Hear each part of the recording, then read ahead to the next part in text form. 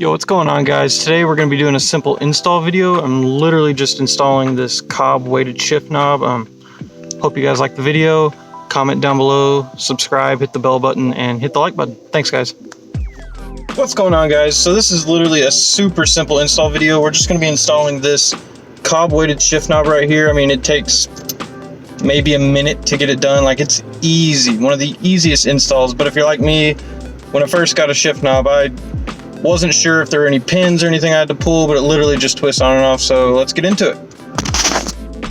Alright, so first off, excuse my messy car, but this install, guys, it's really easy. Right now my car's on because it's hot outside and I've got the air running.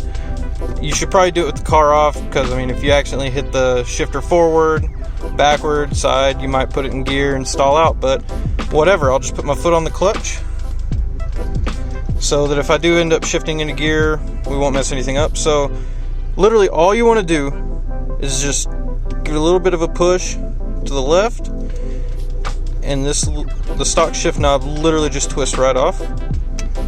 And you've got your COBB Aftermarket shift knob or any other aftermarket shift knob, and literally it just spins right on there.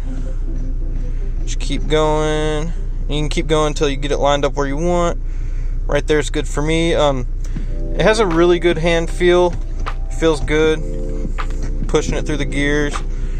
Yeah, but other than that, it looks nice. It retains the factory lockout. So yeah, that was super simple. I hope you guys liked it.